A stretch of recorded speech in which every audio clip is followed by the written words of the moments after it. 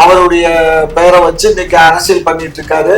அதனால அவங்களுக்கு மரணங்கிறது, போராளிகளுக்கு மரணம் இல்லைன்னு எங்க தலைவர் சொன்னது 100% உண்மை. அதை வச்சு இப்ப ஒரு அரசியல் பண்றாரு, நாளைக்கு அறுவடை பண்ணுவாரு.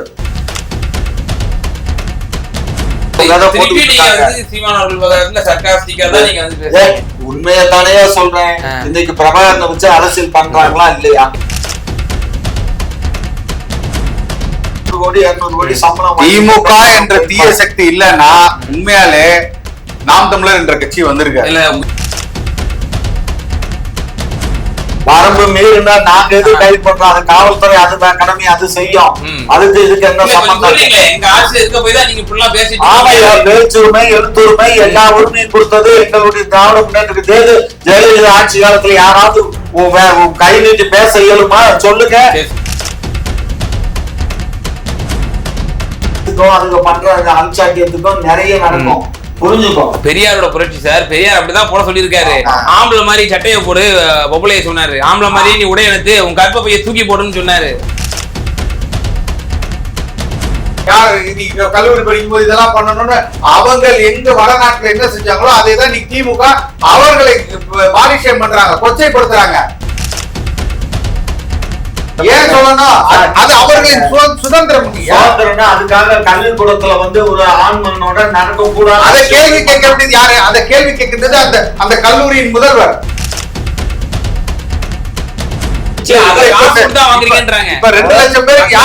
கருத்தியலை முன் வச்சோ, நீங்க செய்த சாதனைகளை முன் வச்சோ நீங்க வாங்கல, மாறாக காசுதான். எப்படியோ வந்துட்டோம் இல்ல.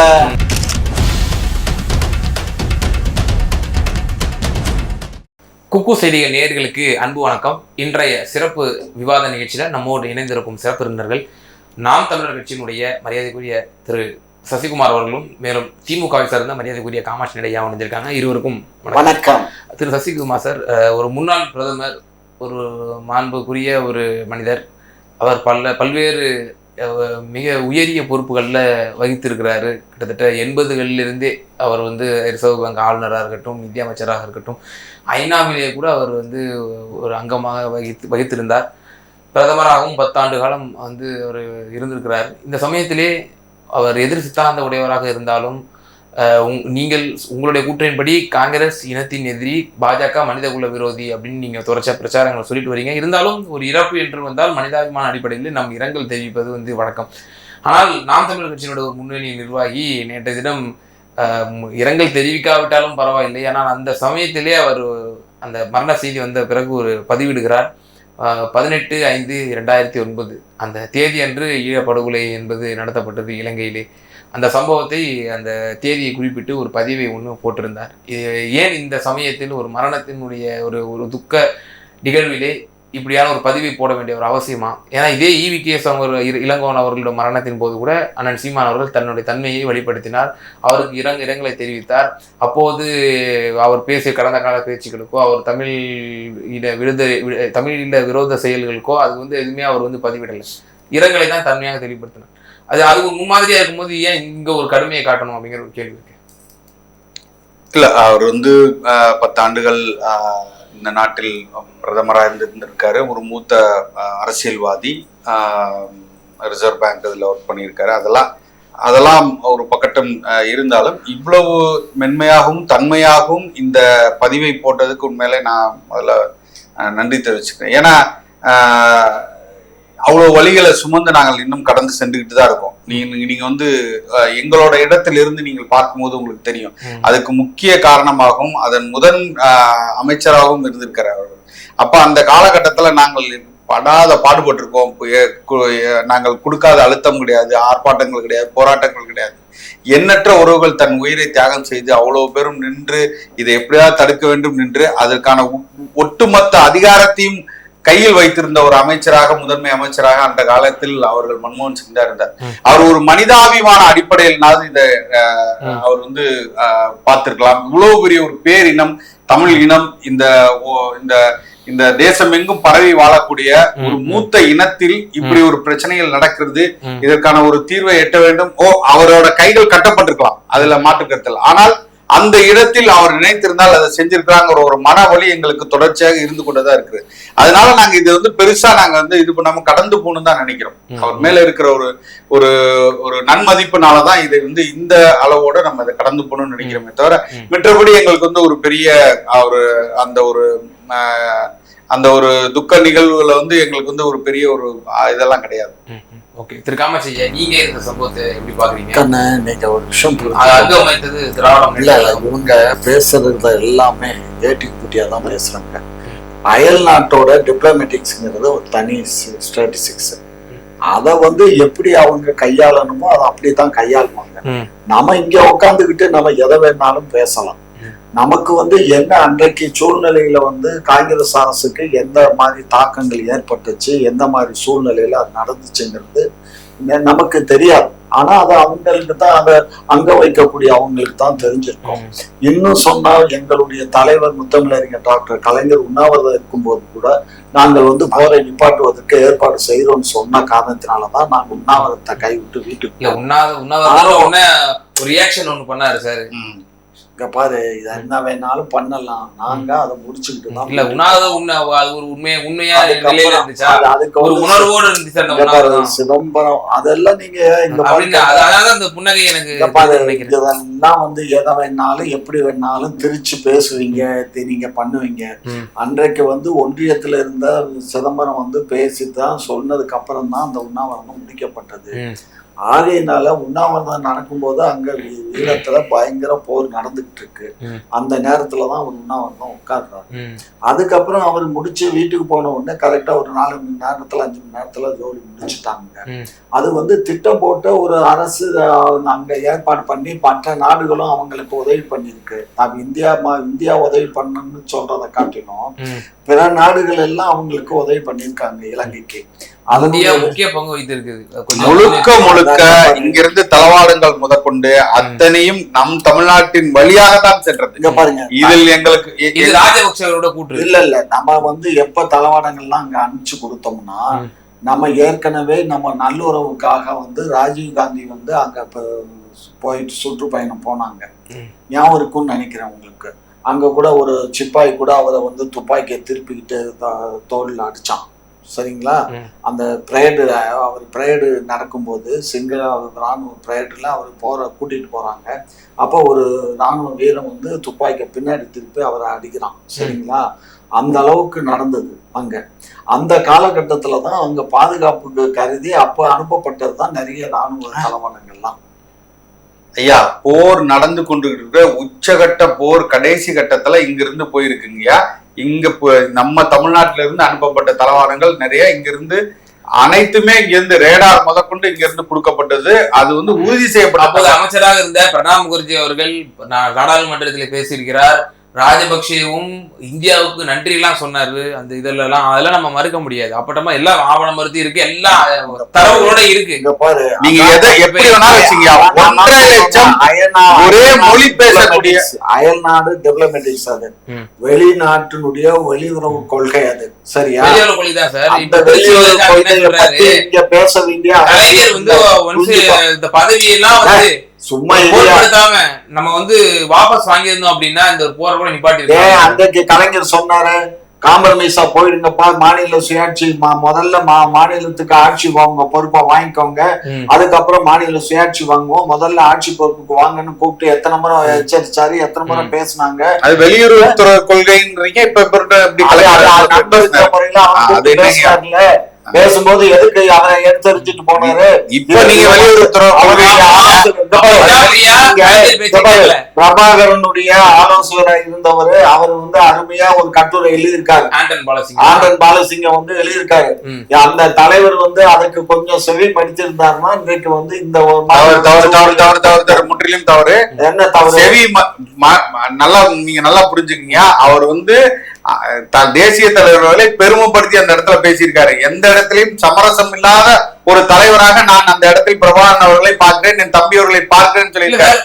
இப்போ அந்த சமரசம் இல்லாம அவர் வந்து அங்க ஃபைட் பண்ணதுனால தானே பிரஸ்காரங்களாம் வந்து கேட்கறாங்க கலைஞர்கிட்ட, இந்த போர் நடந்துட்டு இருக்கு, அப்ப பிரபாகரன் அவர்கள் உயிரோடு இருக்கிறாரா அப்படின்னு கேட்கும்போது நம்முடைய அப்போதைய முதல்வராக இருந்த கலைஞர் அவர்கள் போராளிக்கு மரணமே கிடையாதுன்னு சொல்லி அப்ப எதுக்கு பேசணும் அந்த இடத்துல? ஆமா கண்ணு, அவருக்கு மரணம் இல்லப்பா. அவர் மரணிக்காததுனால தானே இப்ப இங்க திரு மாப்பிள்ளை அவர்கள் கூட இன்னைக்கு அவரை எடுத்து வச்சுக்கிட்டு அவருடைய பெயரை வச்சு இன்னைக்கு அரசியல் பண்ணிட்டு இருக்காரு. அதனால அவங்களுக்கு மரணங்கிறது, போராளிகளுக்கு மரணம் இல்லைன்னு எங்க தலைவர் சொன்னது 100% உண்மை. அதை வச்சு இப்ப ஒரு அரசியல் பண்றாரு, நாளைக்கு அறுவடை பண்ணுவாரு. புரியுதா? அதுக்கு தானே இவங்க எல்லாம் உண்மையத்தானே சொல்றேன். இன்னைக்கு பிரபாகரனை வச்சு அரசியல் பண்றாங்களா இல்லையா? என்ன அரசியல் பண்றாங்க? என்ன அரசியல்? தமிழ்ல தலைவர்ன்றாங்க. அதனால இளைஞர்கள் வந்து 36 லட்சம் வாக்குகள் வாங்கியிருக்காங்க. அதைத்தான் சொல்றேன். அதான் பிரபாகரன் முதல்வராகல, பிரபாகரன் வந்து உதவுறாருல. நான் என்ன சொல்றேன், அவர் இறந்ததுனாலதான் இவருக்கு ஒரு லக்கு. அவர் சாகாம இறக்காம இருந்தா இவருக்கு முத கட்சிக்கு ஆட்சி இருக்க மாட்டாரு. இல்லை என்றாலும் கூட இங்க நடக்கக்கூடிய சீர்கேடுகள், முறைகேடுகளை முன் வச்சு அவர் வந்து தன்னுடைய அரசியல அது வந்திருக்க மாட்டாரு. அவரு சினிமா படத்துல அவர் எடுத்திருப்பாரு. அவரு 100 கோடி 200 கோடி சம்பளம். திமுக என்ற தீய சக்தி இல்லன்னா உண்மையாலே நாம் தமிழர் என்ற கட்சி வந்திருக்காரு.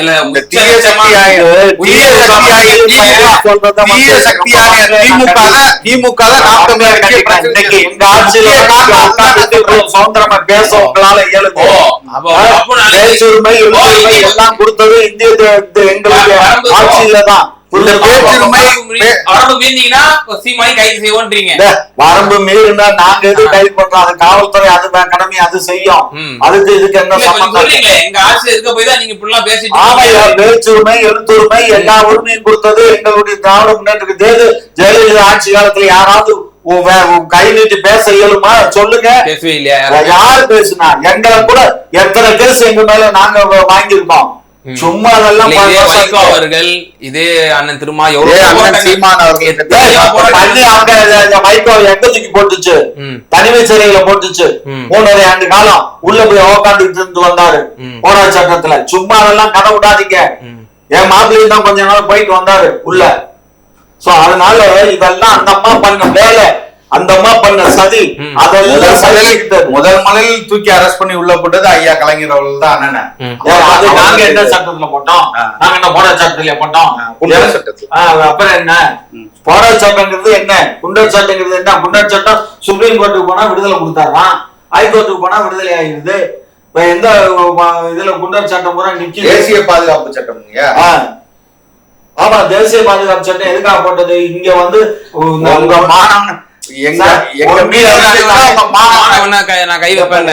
ஒன்றிய அரசு தடை உத்தரவு. இங்க வந்து பிரபாகரனுடைய படத்தையோ அவருடைய யூனிஃபார்மையோ இங்க யூஸ் பண்ண கூடாதுன்னு ஒரு தடை உத்தரவு இருக்கு. இப்போ இல்ல அதாவது இப்போ அப்படி இருந்துச்சு அப்படின்னா நீங்க ஒருத்தர் தான் எங்களை பாடாப்படுத்துது. திமுக அரசு மட்டும்தான் எங்கேயுமே இதே புதுக்கோட்டையில கடந்த மாதம் வந்து ஒரு நிகழ்வு நடத்துறோம், வண்டி பந்தயம் நடத்துறோம். அது என்ன, தேசிய தலைவரும் பிறந்த நாளை முன்னிட்டு நடத்துறோம். என்ன சொல்றாங்க, தேசிய தலைவர் பிறந்த நாள் நீங்க போட்டீங்க, அதனால உங்களுக்கு பர்மிஷன் கொடுக்க முடியாதுன்னு சொல்லி இன்னைக்கு நாங்க வழக்கு போட்டு மதுரை கோர்ட்ல போயிட்டு நாங்க ஆர்டர் வாங்கிட்டு வந்து இன்னைக்கு நடத்துறோம். ஒரு சாதாரண விஷயம், தலைவரோட பிறந்த நாள். ஏன்னா உதயநிதி பிறந்த நாள் அதே நாள்ல வருது. அதே இடத்துல புதுக்கோட்டைக்குள்ள வண்டி மாடு பந்தயம் நடத்துறாங்க, அவங்க நடத்துறாங்க. இன்னைக்கு தேசிய தலைவரை உலகம் எங்கும் இன்னைக்கு தமிழ்நாட்டுல மூளை முடுக்கலாம் கொண்டு போய் சேர்த்திருப்பது அண்ணன் சீமான் அவர்கள். இன்னைக்கு அவர்கள் இன்னைக்கு தேசிய தலைவர் எல்லாத்தையும் கொண்டு போய் வச்சிருப்பீங்களா? கொண்டு போய் வைக்க முடியுமா? அந்த தலைவரை நாங்கள் நெஞ்சில் சுமந்து இன்னைக்கு தலைவராக ஏற்றுக்கொண்டு நான் பயணிக்கிறதுல வருமானத்துக்கு வழி வகுத்துட்டு இருக்கீங்க. அப்படியாப்பட்ட வருமானம் வரும்னா நீங்களும் தூக்குங்க. ஏன் தூக்கல? தலைவர் பேரை வச்சா வருமானம் வரும். எல்லாமே வந்து நீங்க வருமானம் வரும்னா நீங்களும் செய்யுங்க. இப்ப நீங்க பெரியார தூக்கி பிடிக்கிறீங்க, அப்ப அது எதுக்காக? பெரியார் வந்து எல்லாத்தையும் எழுத்தவரு, தமிழனை எழுத்தவரு, தமிழ்ல திமுக எழுத்தவரு. நான் ஒரு சின்ன கேள்வி கேட்டதுல திமுக வரக்கூடாதுன்னு நினைச்சவரு. இங்க பாரு, அவரு எல்லாத்தையுமே எழுத்தாரு. அவருக்கு தேவை வந்து பாப்பான தான் எழுத்தாரு, சனாதனத்தை எழுத்தாரு. சனாதனம் இருக்கக்கூடாதுன்னாரு, மனிதன்ல ஏற்றத்தாழ்வு இருக்கக்கூடாதுன்னாரு, பெண் கல்வி வேணும்னாரு, பெண்களுக்கு சம உரிமை வேணும்னாரு. இதெல்லாம் எங்க திராவிட மாடல் ஆட்சி வந்த உடனே நாங்கள் எல்லாத்துக்கும் கொடுத்துட்டோம். அதான் பாக்குறோம். பெண்களுக்கு வந்து எவ்வளவு பாதுகாப்பான சூழ்நிலை தமிழ்நாட்டுல வந்து ஏற்பட்டுன்னு பார்த்தோமே. பாதுகாப்பு இருக்க போய் தான் இந்த அளவுக்கு இருக்கு. பாதுகாப்பு இல்லைன்னா பிடிக்கல. அதுக்கு பண்ற ட்ரெஸ்ஸுக்கும் அதுக்கு பண்ற அல்சாக்கியத்துக்கும் நிறைய நடக்கும். புரிஞ்சுக்கும். பெரியாரோட புரட்சி சார். பெரியார் அப்படிதான் போட சொல்லியிருக்காரு. ஆம்பளை மாதிரி சட்டையை போடு பொம்பளைய சொன்னாரு. ஆம்பளை மாதிரி நீ உடை எடுத்து உன் கற்ப பைய தூக்கி போடுன்னு சொன்னாரு. பெரியார வந்து நடைமுறைப்படுத்திருக்காங்க. சட்டை போட்டா ஆம்பளை மாதிரி பேண்ட் போட்டா தான் பிரச்சனை இல்லையே. இங்க அது இல்லையே. இங்க அது இருக்கு. தூக்கி பாரு, யூடியூப் ஓபன் பண்ணி பாரு. என்ன பெரியாரோட புரட்சி.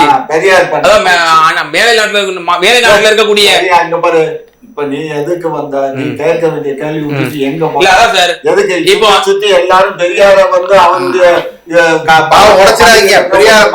நீங்க தான் எக்ஸ்போஸ் ஆனீங்க. அவர் வந்து தமிழுக்கு எதிராக இருந்தாரு, தமிழுக்கு எதிராக இருந்தாரு, எல்லாத்துக்குமே எதிராக இருந்தாரு. பாப்பான மட்டும் தான் திட்டிட்டு இருந்தாருன்னு சொன்னீங்க. அப்போ அது பிராமண துவேஷம் அப்படின்னு பட்டவர்த்தமா நீங்களே அதை வந்து வெளிப்படுத்தீங்க. பிராமணர்களே ஒரு எதிர்த்திருக்காரு சனாதனத்தை சார். அவரே விடுதலையில வந்து பல இதுல வந்து பதிவு செஞ்சிருக்காரு. அவர் அந்த பிராமணர் இந்த நாட்டை விட்டு வெளியேற்றப்படணும்னு சொல்லியிருக்காரு. அவங்க பண்ணின அழிச்சாட்டியா அந்த அளவுக்கு பண்ணாங்க. இப்ப திரு மாப்பிள்ளை சீமான் அவர்கள் பண்றதுக்கு மேல பண்ணாங்க. இல்ல என்ன சார், இந்த மண்ணுக்காக மக்களுக்காக போராடி கொண்டிருப்பவர், மண்ணுக்காக அதான் மண்ணுக்கு ஒரு போராளிக்கும் ஒரு எல்லா 97% மக்களையும் சூத்திரன்னு சொன்னவனோட நீங்க வந்து ஒப்பிடுறீங்களா சார்? இங்க பாரு, இந்த அவங்களோட விருதுதானே கூட்டணி வச்சு மனித குல விரோதின்றாங்க. நீங்க சொல்லுங்க பாப்போம். யாரோட நீங்க கூட்டணி வச்சிருக்கீங்க? பாஜகவோட கூட்டணி வச்சிருந்தது நீங்களா நாங்களா? நாங்க முன்னாடி கேட்ல போனா நீங்க பின்னாடி கேட்ல. நீங்க முன்னாடி கேட்ல நாங்க ஆட்சியில் இருக்கிறதுனால முன்னாடி போய் எங்களுக்கு அது தேவை இது தேவை செய்யும் நாங்க உறுதியோட கேட்கிறோம். நீங்க பின்னாடி பக்கமா போய் கை விட்டு வாங்குறீங்க. இதுக்கு அதுக்கு என்ன? ஐயா மக்கள் பாக்குறாங்க. நான் வன்மையா கண்டிக்கிறேன். திட்டமிட்டு பொய் பிரச்சாரத்தை திருப்பி தொடர்ந்து அவதூறுகளை செஞ்சுட்டே இருக்கீங்க. காலம் அதுக்கு பதில் சொல்லும். நீங்க யாரு கை விட்டு வாங்குறா, யாரு கருப்பு கொடையில இருந்து வெள்ளை கொடைக்கு மாறினா, யார் வந்து வழக்குகளை வாபஸ் வாங்குறதுக்கு அவர்களுக்காக நீங்க வந்து நிதி கொடுத்தது, செந்தில் பாலாஜியை வெளியில கொண்டு வரதுக்கு நீங்க என்னென்ன பண்ணீங்கன்னு எல்லாம் மக்கள் பார்த்துட்டு தான் இருக்காங்க. நீங்க எவ்வளவு நீங்க வளைஞ்சு குனிஞ்சு படுத்தே போயிட்டீங்கன்னு மக்கள் பார்த்துக்கிட்டு தான் இருக்காங்க. நாங்க படுத்தோமா, நின்றோமா, உட்கார்ந்தோமா, படுத்தோமா, தூங்கணுமா, இதெல்லாம் பார்த்துட்டு தானே இருக்கீங்க. மக்கள் பார்த்துட்டு இருக்காங்க. மக்களுக்கு தெரியுது நீங்கள் பாஜகவுடன் எப்படி கைகோர்த்து கொண்டு எல்லாத்தையும் செஞ்சு. நாங்க அப்படி இருந்திருந்தா இதுக்கு எங்களுக்கு பணம். நீங்க பாஜக சொல்லக்கூடிய விஷயங்களை தான் நீங்களும் பேசுறீங்க. அவர்களும் பெண்களை இழிவாக தான் பேசுகின்றார்கள் என்பது கருத்து. அதே தான் நீங்களும் சொல்றீங்க. ஒழுங்கா ட்ரெஸ் பண்ணிட்டு வா, நீ யாரோட பேசணும், நீ யாரு கூட போகணும், யார் நீ கல்லூரி படிக்கும் போது இதெல்லாம் பண்ணணும்னு அவங்க எங்க வடநாட்டுல என்ன செஞ்சாங்களோ அதே தான் நீ திமுக அவர்களை பாலிஷம் பண்றாங்க, கொச்சைப்படுத்துறாங்க. இன்னைக்கு பொது இடத்துல வந்து நீங்க இப்ப தொலைக்காட்சிகள் வந்து நீங்க யார குற்றம் சாட்டுறீங்க? அந்த பெண் வந்து இன்னைக்கு வந்து அவர் வந்து இப்ப பாதிக்கப்பட்டிருக்கா. அந்த பாதிக்கப்பட்ட பெண் பின்னாடி நிக்காம அந்த பெண்ணை நீங்கள் வந்து பெண்ணுக்கு பின்னாடி குற்றவாளியை கைது செய்திருப்பா. குற்றவாளியை கைது செஞ்சு குற்றவாளியை நீங்கள் கைது செய்யலைங்க. நீங்கள் கைது செய்யல. பல போராட்டங்கள் ஆர்ப்பாட்டங்கள் அப்புறம் தான் இது நடந்திருக்கு. அதெல்லாம் அதுக்கப்புறம் தான் நடந்திருக்கு. இந்த பாருங்க, கம்ப்ளைண்ட் வாங்கணும். நீங்கள் உங்கள் சார் கம்ப்ளைண்ட் கரெக்டா உங்கள் கட்சியை சார்ந்தவர்கள் அந்த பெண்ணோட நடவடிக்கைகளை நடத்தைகளை நீங்கள் இப்ப கொச்சைப்படுத்துறீங்களா இல்லையா? ஏன் படிக்க வந்த பொண்ணு அந்த பொண்ணு பையனோட பேசுது? ஏன் அந்த இடத்துல போய் உட்கார்ந்து பேசுது? ஏன் சொல்லணும்? அது அவர்களின் சுதந்திரம். அதுக்காக கல்விக்கூடத்துல வந்து ஒரு ஆண்மகனோட நடக்க கூடாது. அதை கேள்வி கேட்க வேண்டியது யாரு? அதை கேள்வி கேட்கின்றது அந்த கல்லூரியின் முதல்வர். அந்த கல்லூரியின் முதல்வர் அவங்க அப்பா பெண் அத போட்டோ எடுத்து தானே அவன் மிரட்டி இருக்கான். நான் பேசுறீங்க என்ன கொடுத்திருக்கா? என் ஆண் நண்பனோட நான் பேசிக்கிட்டு இருந்ததை நான் அவனோட இருந்த அந்த செயல்களை வந்து போட்டோ எடுத்து என் தந்தைக்கு அனுப்புவேன், பிரின்சிபாலுக்கு அனுப்புவேன், கல்லூரியை விட்டு நீக்குவோன்னு சொல்லி என்னை மிரட்டி என்னோட வன்புணர்வு பண்ணுனான்னு சொல்லியிருக்கா இல்லையா? இல்லைன்னு சொல்லுங்க. ஏன் பேசுறப்ப நான் திருப்பி சும்மா உண்மையை பேசுறதுக்கு இல்ல அதை நீங்க நியாயப்படுத்துறீங்களா? நியாயப்படுத்தலங்க, நான் 100க்கு 100 நியாயப்படுத்தல. ஆனா பெண்களும் கொஞ்சம் சூதானமா இருக்கணும்னு அட்வைஸ் பண்றேன். ஒரு வயதான ஒரு முதியவர் நான் வந்து பெண்கள் வந்து பாதுகாப்பா இருக்கணுங்கிறதுக்காக அந்த ஆலோசனையை சொல்றேன், அவ்வளவுதான். ஓகே, நிறைவான கருத்து. இப்போ அவருக்கு உண்டான இரங்கல்கள்லாம் வந்த வண்ணமா இருக்கு. அதுல குறிப்பா மன்மோகன் சிங் அவருடைய அமைச்சரவையில் மொத்தம் 21 தமிழர்கள் வந்து இடம்பெற்றிருந்தார்கள் அப்படின்னு சொல்லி இப்போ அதெல்லாம் வந்து வெளியிட்டு வந்துட்டு இருக்கக்கூடிய செய்திகள்லாம் பார்க்கிறோம். இப்போ தமிழர்களுக்கு அவருடைய அமைச்சரவையிலே முன்னுரிமை வழங்க தானே செஞ்சிருக்கிறாரு. அது மாட்டுக்கிறதுல அந்த காலத்தில் வந்து நீங்க திமுக முதற்கொண்டு வந்து அதிக கேபினெட் அமைச்சர்ஸ் எல்லாமே இருந்தது வந்து அவரோட பீரியட்ல தான் இருந்திருக்காங்க. அதுல மாட்டுக்கிறது இல்லை, அது உண்மையிலே வரவேற்கத்தக்கதான். அந்த காலத்தில் காங்கிரஸும் திமுகவும் எப்படி இணைந்து அவர்களுக்கான பங்கீடுகள் கொடுத்து இருந்தது எல்லாமே வந்து. ஆனால் அதை சரியாக முறையாக இந்த நாட்டின் வளர்ச்சிக்காக பயன்படுத்தினாங்களா அப்படின்னா அதுதான் மிகப்பெரிய கேள்விக்குறியா இருக்கு. நான் சொல்லிடுறேன், நீங்க 2 விஷயங்கயா. நான் என்ன சொல்றேன், நீங்க ஐடி துறை எடுத்துட்டு வந்தீங்க, ராஜீவ்காந்தி வந்ததுக்கு அப்புறம் தான் ஐடி துறை வளர்ந்தது, இல்ல காங்கிரஸினாலதான் வளர்ந்து, அதெல்லாம் நான் இல்லைன்னு சொல்லல. ஆனால் தமிழ்நாட்டில் உள்ள வளங்கள் மட்டுமே சுரண்டப்பட்டு இருக்கிற காலி ஆயிட்டு இருக்கு. இந்த பாதையில நீங்க யாருமே அதை பத்தியான சிந்தனைகள் எதுவுமே இல்லையா? மலைகள் எல்லாம் உடைச்சு கல்குவாரிகள் ஆக்கப்பட்டு அடுத்தடுத்த மாநிலங்களுக்கு போயிட்டு இருக்கு. இன்னைக்கு எங்களோட வளங்கள் எதுவுமே இல்லையே. நீங்கள் அண்டை மாநிலங்களை பாருங்க, எப்படி அவன் வந்து தன்னை தற்காத்து தன்னோட வளங்களை எங்கேயுமே போகாத அளவுக்கு அவன். நீங்க சாதாரணமா நீங்க வந்து பைப்லைன் போட்டு இங்க இருந்து எல்லாத்தையும் எடுத்துட்டு போறீங்க, மீத்தேன் எடுத்துட்டு போறீங்க, ஈத்தேன் எடுத்துட்டு போறீங்க, ஹைட்ரோ கார்பன் எடுத்துட்டு போறீங்க, இங்க இருக்கிற அணுமின் நிலையம் போடுறீங்க, அனல் மின் நிலையம் போடுறீங்க, எல்லாமே இங்கதான் செய்றீங்க.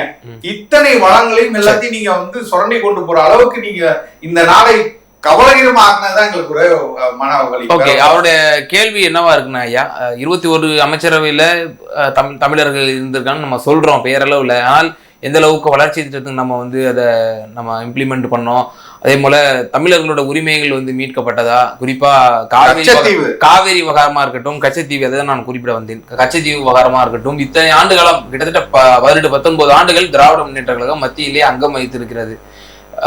என்ன நம்ம சாதிச்சோம், நம்ம உரிமைகள்லாம் நம்ம குறைந்தபட்சம் மீட்டோமா, நம்ம தாரை வார்த்தை தான் செஞ்சிருக்கோன்ற விஷயம் நல்லா புரிஞ்சுக்கோங்க. அண்டை மாநிலங்கள்ல உறவோடு இருந்த காலங்கிறது மாநிலமாய் மாகாணமாய் இருந்த போதுதான். மாகாணங்கள் மாறி அந்தந்த ஒரு மொழிவாரி எல்லாம் கிடையாது. District bifurcation, state bifurcation, state bifurcation அப்படித்தான் இருக்கு. ஜிஓ ஸ்டேட் பைப்ரிகேஷன் தான் இருக்கே தவிர மொழிவாரி ராஜ்யம் இல்லை. அந்த ஸ்டேட் பைப்ரிகேஷன் ஆனதுக்கு அப்புறம் நம்மளுடைய அப்போதைய இங்க இருந்த முதலமைச்சர் திரு காமராஜர் அவர்கள் இன்றைக்கு நமக்கு காவேரி எங்க ஃபார்ம் ஆகுதோ அந்த பகுதி நம்ம தமிழகத்தினுடைய பகுதியாக இருந்தது. அதை அவர்களுக்கு தாரவாத்தார்கள். அதே போன்று செல்வம் கொளிக்கக்கூடிய திருப்பதி தமிழகத்தோடு இருந்தது. அந்த சித்தூர் மாவட்டம் அதை தார வைத்தார்கள். இது போன்று இந்த பக்கம் எடுத்துக்கிட்டா 1974 50 ஆண்டுகளுக்கு ஒரு முறை போட வேண்டிய அந்த கான்ட்ராக்ட் அதை வந்து நம்ம எக்ஸ்டென்ஷன் பண்ணலையே. நம்முடைய கலைஞர் ஆட்சி தானே எக்ஸ்டென்ஷன் பண்றதுக்கு நாங்க முயற்சிக்கும் போது அதுக்கு என்ன பண்ணாங்க, இதுக்கு ஒரு கமிட்டி போட்டு அதை எந்த மாதிரி பண்ணலாம்னு சொல்லி கமிட்டி போட்டதெல்லாம் ஞாபகம் இல்லையா உங்களுக்கு? கமிட்டி இப்போ நிர்ணயிக்கப்பட்டது. அந்த கமிட்டி ஆய்வு பண்ணி அந்த கமிட்டியுடைய அறிக்கையின் அடிப்படையில் எக்ஸ்டென்ஷன் தரப்படும் சொன்னாங்க. புரிஞ்சதுங்களா? அது எக்ஸ்டென்ஷன் பண்ணப்படல, அதான் பண்ணல. கமிட்டி போட்டாங்க, அந்த கமிட்டியுடைய அறிக்கையை வாங்கி அந்த நடவடிக்கை எடுக்கல. கண்ணு அரசியல் மத்திய அரசு நம்மள அப்படி சொல்ல இயலாது கண்ணு. பல்வேறு காலகட்டங்கள்ல பல்வேறு சூழ்நிலைகள்ல நம்ம வந்து இருக்கோம். பல தடுமாற்றங்கள் இருக்கு. ஒன்றிய அரசு வந்து நிலையான ஆட்சி கொடுக்கறதே வந்து ரொம்ப சிரமப்பட்டுக்கிட்டு இருந்த காலகட்டங்கள் அது. புரிஞ்சுக்கோங்க. ஒரு பக்கம் வந்து சைனாக்காரன், ஒரு பக்கம் பாகிஸ்தான், ஒரு பக்கம் இந்த பக்கத்துல பாத்தீங்கன்னா இவன் இலங்கை. இந்த பிரச்சனைகள் எல்லாம் அதனாலதாங்க நீங்க திராவிட நாட்டு கையை விட்டுட்டு நீங்க வந்து மாநில சுயாட்சியை முன் வச்சீங்க. அதான் அப்ப குறைஞ்சபட்சம் அதை நிலைநாட்டணுமா நம்ம திமுக ஆட்சியில? நிலைநாட்டணும்னா நாட்டினுடைய ஒற்றுமைக்காக, நாட்டினுடைய முன்னேற்றத்துக்காக உரிமையை நீங்க காவு கொடுத்துட்டீங்க. சில விஷயங்களை சாக்ரிஃபைஸ் பண்ண வேண்டிய சாக்ரிஃபைஸ் பண்ணணும், பண்ணித்தான் ஆகணும். வேற வழி இல்லை. அடைந்தால் திராவிட நாடு, இல்லை என்றால் சுடுகாடுன்னு நான் சொன்னோம். அதன் பிறகு மாநில சுயாட்சி சொன்னாரு. மத்தியில் கூட்டாட்சி, மாநில சுயாட்சின்னு மட்டும் பேரறிஞர் அண்ணா சொல்லல, மத்தியில் கூட்டாட்சின்னாரு. ஆனால் அது யாருக்கு? உங்களுக்கு தான், உங்களுக்கும் உங்களோட கட்சிக்கு தான் அது லாபமா இருந்துச்சு. மக்களுக்கு என்ன லாபம்னு கேக்குறாங்க, என்ன வளர்ச்சி வந்துச்சுன்னு கேக்குறாங்க. மக்களுக்கு இங்க பாரு, புதிய பொருளாதார கொள்கையை வந்து மருசொலி மாறன் அவர்கள் வந்து காமர்ஸ் மினிஸ்டரா இருக்கும் போதுதான் இது இம்ப்ளிமெண்ட் ஆச்சு. புரிஞ்சுக்கோ. செகண்ட் யூபிஏல கூட டிஆர் பாலு அவர்களுக்கு வந்து மத்திய அமைச்சரவையில இடம் கொடுக்க மன்மோகன் சிங் வந்து முன்வரல அப்படின்னு கூட சொல்லப்படுது. இல்ல அதுதான் அவர் மேல இருக்கிற அலிகேஷனாலதான் அவரு சொல்லப்படுது. அவர் மேல இந்த அலிகேஷன்ஸ் ஏன் சார் டிஆர் பாலு மேல எந்த அலிகேஷன்ஸ் இருக்கு சொல்லுங்க சார், ஏதாவது சொல்லுங்க. சும்மா இந்த மாதிரி வாய் புளிச்சதோ மாங்காய் புளிச்சதோன்னு எங்க அரசாங்கத்தை பத்தியும் எங்களுடைய அமைச்சர்கள் மக்களையும் எங்களுடைய கட்சி தலைவர்களை பற்றி தவறாக